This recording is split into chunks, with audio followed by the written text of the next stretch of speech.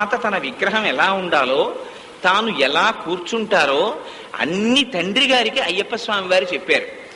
నేను యోగ పట్టవం కట్టుకుని ఉంటాను.